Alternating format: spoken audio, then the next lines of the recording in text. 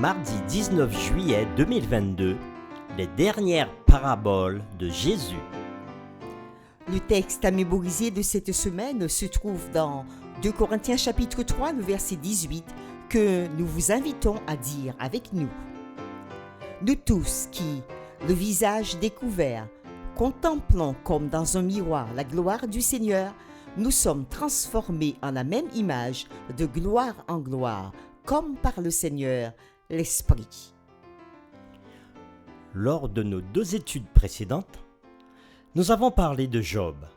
Nous avons pu voir comment, à travers la souffrance, il a pu connaître Dieu autrement.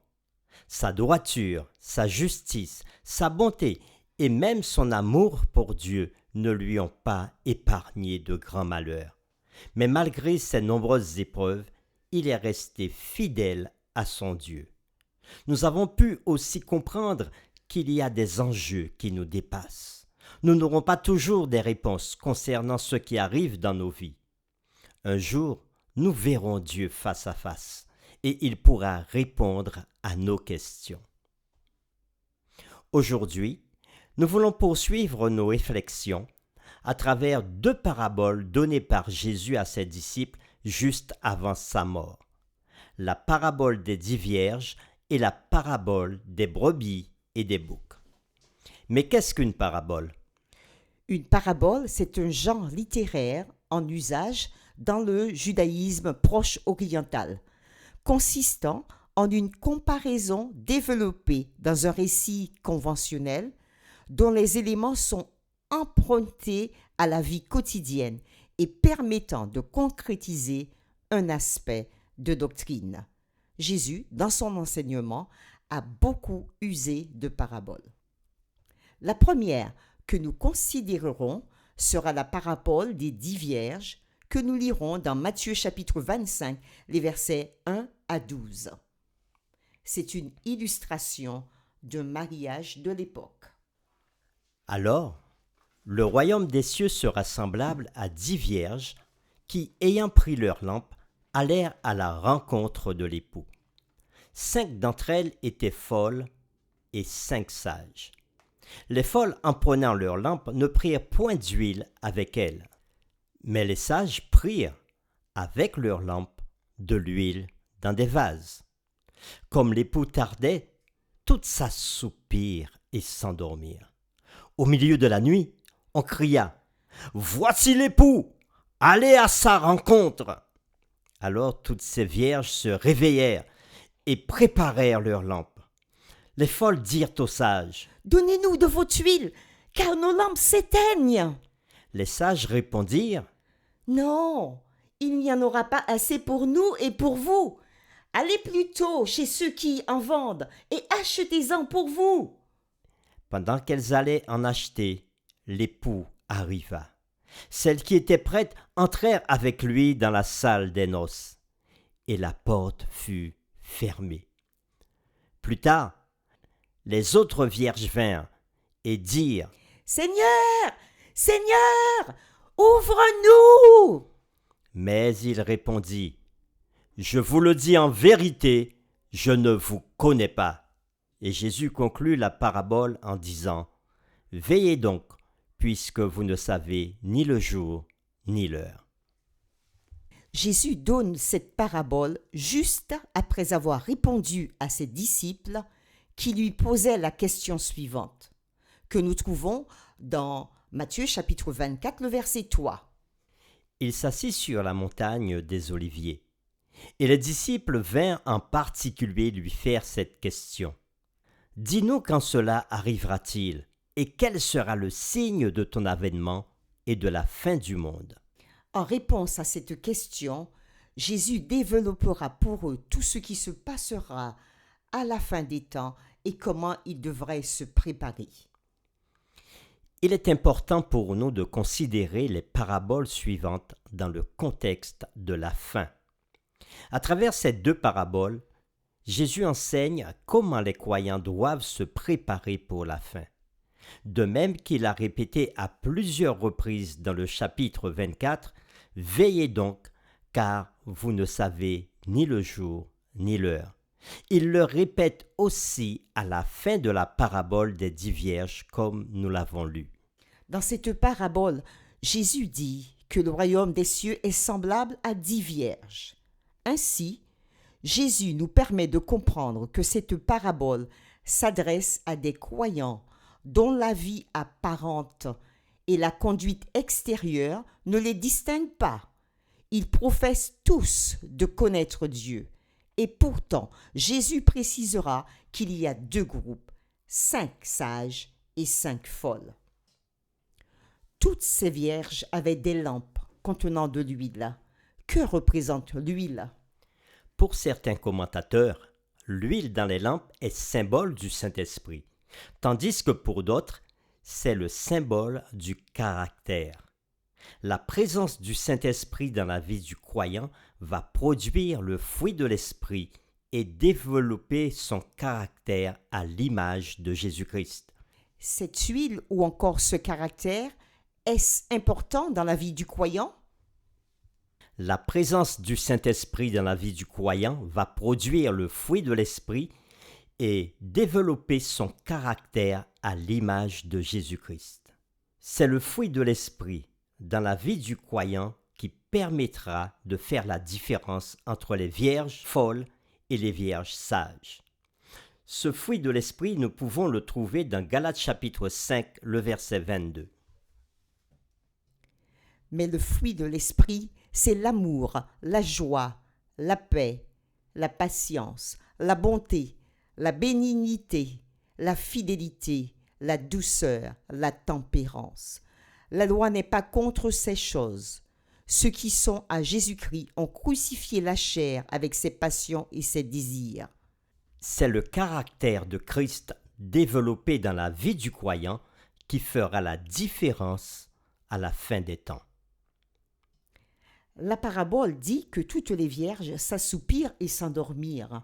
Mais à l'appel de l'époux, certaines avaient de l'huile et d'autres pas.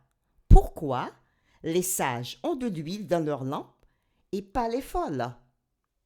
Parce que les sages ont entretenu quotidiennement une relation avec l'Esprit de Dieu par la prière, l'étude de la parole et la louange. Ces croyants sages ont accepté que le Saint-Esprit leur révèle leurs défauts de caractère et ils ont aussi accepté d'être changés. Ils ont accepté que l'image de Christ soit imprégnée en eux et qu'ils la reflètent chaque jour dans leur vie. Contrairement aux sages, les folles n'ont pas jugé nécessaire d'entretenir cette relation avec l'Esprit de Dieu. Elles pensaient que leur connaissance spirituelle ainsi que leur religiosité suffirait pour aller à la rencontre de l'époux. Lisons maintenant la parabole des brebis et des boucs dans Matthieu chapitre 25, les versets 31 à 45. Lorsque le Fils de l'homme viendra dans sa gloire avec tous les anges, il s'assiera sur le trône de sa gloire. Toutes les nations seront assemblées devant lui. Il séparera les uns d'avec les autres, comme le berger sépare les brebis d'avec les boucs. Et il mettra les brebis à sa droite et les boucs à sa gauche.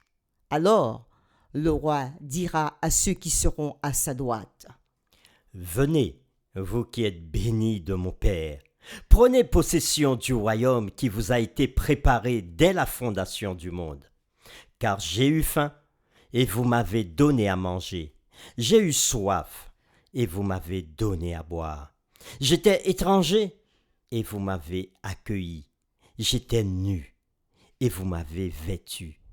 J'étais malade, et vous m'avez visité. J'étais en prison, et vous êtes venus vers moi. Les justes lui répondront: Seigneur, quand avons-nous vu avoir faim, et t'avons-nous donné à manger, ou avoir soif, et t'avons-nous donné à boire? Quand avons-nous vu étranger, et t'avons-nous accueilli, nu, et t'avons-nous vêtu? Quand avons-nous vu malade ou en prison, et sommes-nous allés vers toi? Et le roi leur répondra: Je vous le dis en vérité, Toutes les fois que vous avez fait ces choses à l'un des plus petits de mes frères, c'est à moi que vous les avez faites. Ensuite, il dira à ceux qui seront à sa gauche, Retirez-vous de moi, maudits! Allez dans le feu éternel qui a été préparé pour le diable et pour ses anges. Car j'ai eu faim, et vous ne m'avez pas donné à manger. J'ai eu soif, et vous ne m'avez pas donné à boire. J'étais étranger, et vous ne m'avez pas recueilli. J'étais nu, et vous ne m'avez pas vêtu. J'étais malade et en prison, et vous ne m'avez pas visité. ils répondront aussi, Seigneur, quand avons-nous vu ayant faim, ou ayant soif, ou étranger, ou nu, ou malade, ou en prison, et ne t'avons-nous pas assisté? et il leur répondra, Je vous le dis en vérité, toutes les fois que vous n'avez pas fait ces choses à l'un de ces plus petits, c'est à moi que vous ne les avez pas faites. dans cette parabole, le roi sépare les brebis et les boucs en fonction de leurs œuvres, de leur caractère. Bien que Jésus n'enseigne pas le salut par les œuvres ici, nous pouvons voir à quel point le développement du caractère est important dans le plan du salut et comment ceux qui sont vraiment sauvés par Christ reflèteront ce salut à travers leur vie et leur caractère. Avant de finir, nous voulons vous laisser ces questions. Il a été dit que le caractère est ce qu'une personne est dans l'obscurité. Quel genre de personne êtes-vous quand personne ne vous regarde? Qu'est-ce que votre réponse vous dit sur les changements que vous devez apporter? Nous vous invitons à vous joindre avec nous dans cette prière. Notre Père, tu viens par ces deux paraboles de Jésus, histoire empruntée de la vie quotidienne, tu viens de nous enseigner des vérités essentielles, importantes. Pour te voir, pour aller à ta rencontre, pour aller à la rencontre de Jésus à la fin de l'histoire de ce monde, tu nous dis que chaque croyant doit refléter la vie de Christ. Son image doit se voir en chacun d'eux. Tu nous apprends que c'est une démarche personnelle et aussi collective de laisser le Saint-Esprit accomplir l'œuvre de transformation, l'œuvre de purification du caractère en chacun.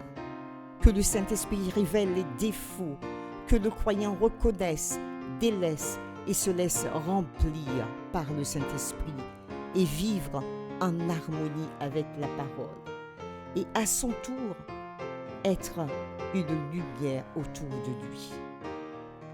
C'est encore aujourd'hui que tu veux le faire pour chacun.